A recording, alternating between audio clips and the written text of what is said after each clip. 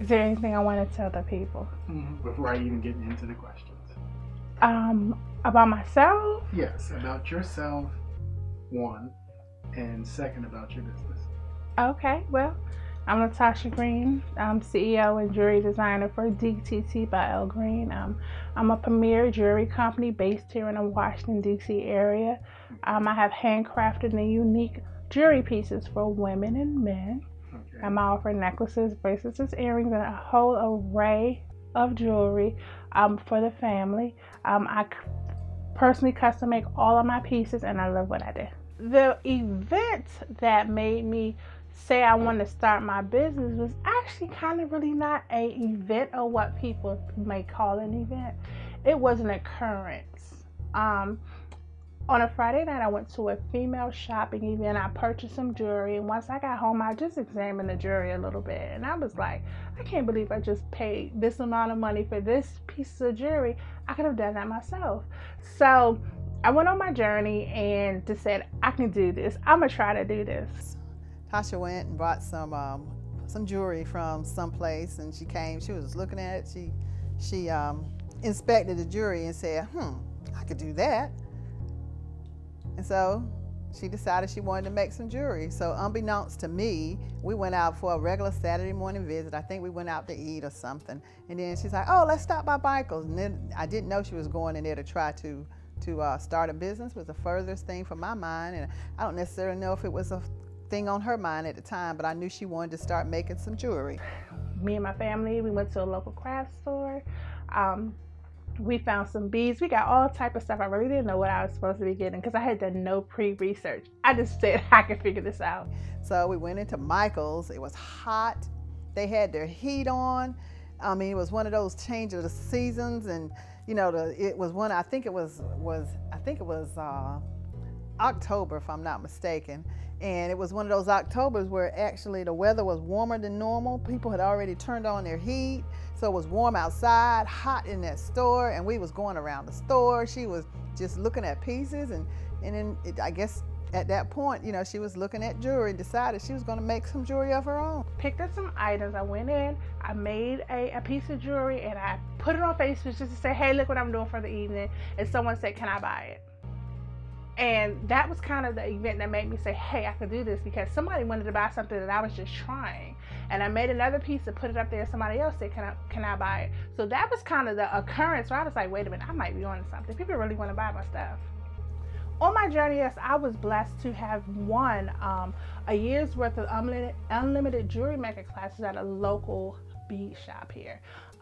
When I did the posting of the bracelets that I just was having fun with, a young lady saw me posting and she was like, you may want to check out this local jewelry beading shop.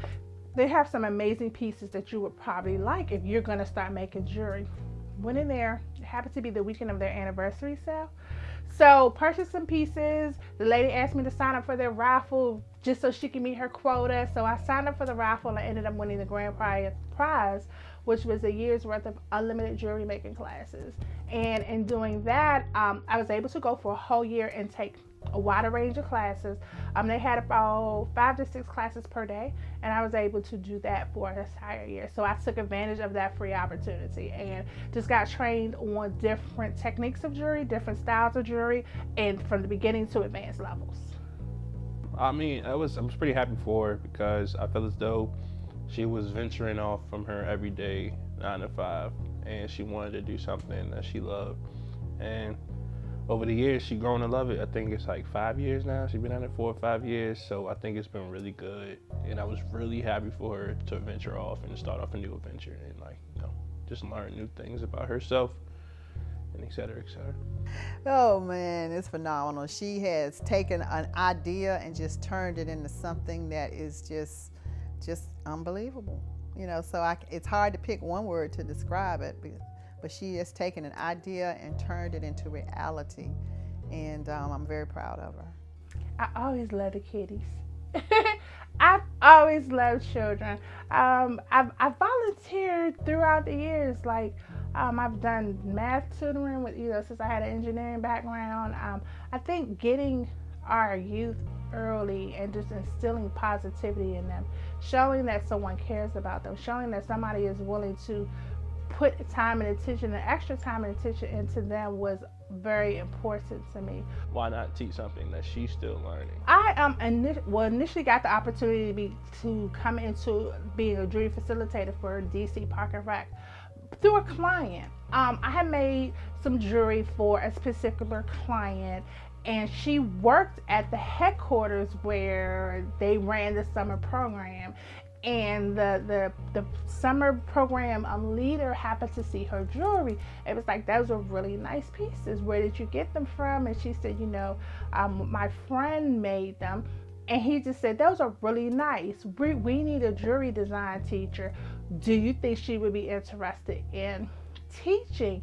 And because of the relationship that my client had with the director, and then the relationship that I had with my client, and the quality of work that was shown through my pieces, the connection was made, and I was offered the position to be the jury facilitator for the Marion Berry Youth Summer Program for DC.